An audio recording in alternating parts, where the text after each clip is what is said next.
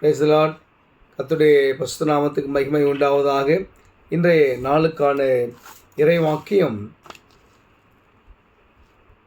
மத்தேயு எழுதின நற்செய்தி நூல் 5ஆம் அதிகாரம் 8ஆம் வசனம். இது 3 முதல் 10 வசனங்கள் பார்த்துன்னு சொன்னால் பாக்கிய வசனங்களாக நாம் அநேக தரம் படித்திருப்போம்.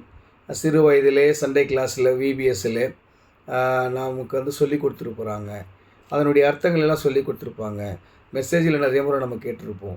ஆனால் அந்த அந்த வார்த்தை அந்த அந்த வாக்கியத்தை இன்று நான் எடுப்பதற்கான ஒரு காரணம் என்னன்னு சொன்னால், நம்முடைய உடல் ரீதியான அவயங்களிலே ஒரு முக்கியமான ஒரு அவயம் சுத்தமாக இருந்துச்சு சொன்னால், அந்த அவயம் நல்லதாக இருந்துச்சுன்னு சொன்னால் நம் சரீரம் முழுதும் நல்லா இருக்குமா.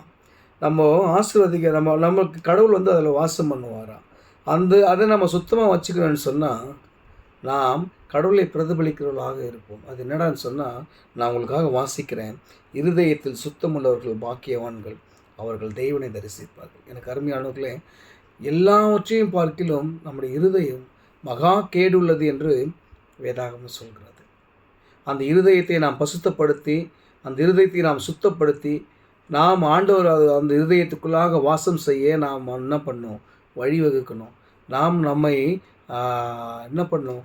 விசுவாசத்தில் உறுதிப்பட்டவர்களாக, ஆண்டவரை விசுவாசித்தவர்களாக, நற்காரியங்களை நற்போதனைகளை நாம் எடுத்து செல்லும்போது நம்முடைய இருதயம் சுத்திகரிக்கப்படும்.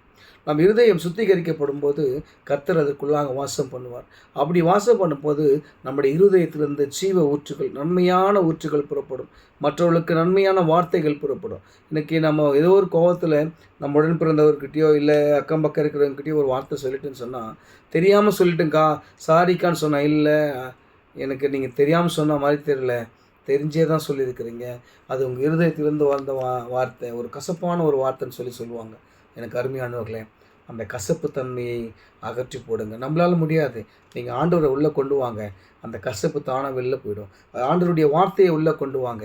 இந்த ஜீவ வார்த்தையை உட்காந்து தியானிங்க. இந்த வேதாகமத்தை தியானிங்க.